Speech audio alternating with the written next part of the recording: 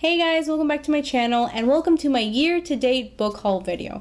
So I know you're probably used to seeing at this point booktubers that have book hauls every month. Unfortunately, I don't really have that luxury. I prefer to eat and be able to have electricity, so I tend to redirect my money elsewhere. That's not to say that I don't buy books every month, because I typically do. I buy on average 1 to 2 books a month. So I figured if I can't do hauls every single month, maybe I would do hauls like every 3 to 4 months, more or less. Probably 4 at this point, because I mean we're already in April, so why not? So right now I have a stack of books to show you guys. These are the newest books that I've added to my collection, because I don't already have enough to be read books. Why not more? And the saddest part, I haven't touched any of these books. I'm actually right now working on older books that I bought years ago that I'm like, oh yeah, I have that book, I'm gonna read it. Alright, to get started, I'm just going to go ahead and show you the books and give you an idea where I get them. Some of them you'll probably know just because of the stickers that are going to be in the covers. So this first book, which it might have been one of the first books I bought this year, it's called Circle of Stones, and it's by Catherine Fisher. And apparently she's the New York Times bestselling author of Encarceron. Never heard of her, never heard of any of her books before. I actually got this at a Dollar Tree, so this book was literally $1. And it has like a sticker that says bestsellers. It has, oh, there we go. I never thought to look at the back cover. It actually shows the other books that she has written. Sorry, I'm trying to make sure you guys can see it. So it seems like it was maybe a series of books. And this one, it's a pretty substantial book. I'm gonna guess somewhere between 200 to 300, 298 pages. There you go. The synopsis was pretty interesting, and that's the reason why I kind of gravitated towards it. I don't normally buy books at the dollar store. Not that there's anything wrong with buying books at a dollar store. If you get lucky enough to find good books, why not, right? The second book that I got at the dollar store, which it was a Dollar Tree. I think I just said that, but I'm pretty sure it's Dollar Tree, was this book called Child of Vengeance by David Kirk, and it's a novel. It says so right here, a novel. And it really bothers me because it has this red dot on the bottom, but it's fine. I mean, again, it was only $1, and it's a full novel, and this one might have a couple more pages. How many pages? No page numbers? Are we just supposed to guess? Okay, this one's 322 pages long.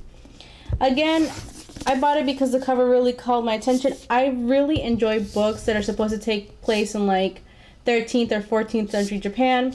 I know it's kind of silly, like, why would you buy a book written by a guy named David Kirk about fictional Japan, but hey, Members of a Geisha was great, right? You just never know. Alright, these next 3 books, you guys are totally going to know where I got them from based on the sticker on the front, but whatever. So the next book I got was Winkpi Midnight by April Genevieve Tuchok. I feel so ashamed that I can't read the names of some of these authors sometimes. I apologize. I know I saw a video or I read somewhere that you should never correct yourself or point out that you can't pronounce it, that you should just be like smooth about it, but I'm not gonna lie to you guys, I don't know how to pronounce that name, but I really love this cover. Like, I thought it was really pretty. Can you guess where it's from? Can you guess where it's from? Can you guess where it's from? It's from Target, in case you're wondering. I really love the feel of this cover. It's really nice, and 20% off, heck yeah. You couple that with your red card and you get 20% and then 5% overall purchase. That's not a lot, but it makes me feel better. The next book I got is in a dark wood, and this is by Ruth Ware, if I'm not mistaken. And after I read Girl on the Train, wow, you think I would remember the name, but I don't. I'm really into like thrillers, and this seemed to be pretty good. I mean, it says instant New York Times bestseller, so if they said it, then it must be true. And also, again, got it at Target, if the super huge sticker on the front wasn't that obvious. Then the next book I got, which, I don't know, something about it caught my attention. I have a feeling it's not going to be that great, but I'm like, whatever. It was cheap, and it was on 20% sale. It's called The Third Twin, and it's by C.J. Omololu. Hopefully I pronounced that correctly. And this one had a pretty interesting synopsis, because there's like these 2 girls who, when they were younger, kept making up a fake third sister. So not twins, triplets, but they kept making, because they're twins, they kept making up this third sister. And then all of a sudden all these weird things start happening, and it's all pointing to that mysterious third sister. Ooh. So that's why I got it. Haven't even looked at it yet. Then the 2 books that I ordered online, these weren't store purchases, were online, where I pre-ordered Carve the Mark And if you saw my other video, my last book review, you know that I got that Divergent series epilogue because I pre-ordered Carve the Mark. Unfortunately, I wasn't able to get the sign. Oh, I got this at Target. Yep, I got it at Target. It says it here. So I pre-ordered this on Target. I was not able to procure a signed copy of Carve the Mark. So hopefully one day Veronica Roth will come to my area and sign this baby for me. But I'm actually looking forward to reading this. I don't know why I haven't gotten around to doing it. And then the last book I've gotten so far this year is Caravelle. Hope you guys can see it. I absolutely love this cover. I think it's so pretty. And it's by Stephanie Garber.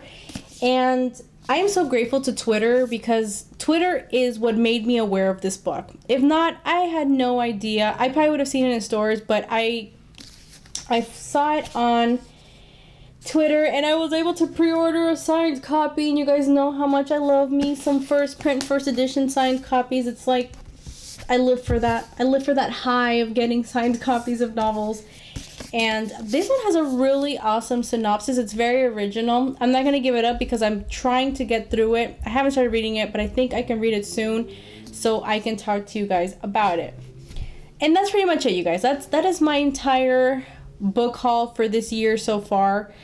I have purchased a couple of self-help books, but I don't really include that here because they're not books that I'm ever going to review.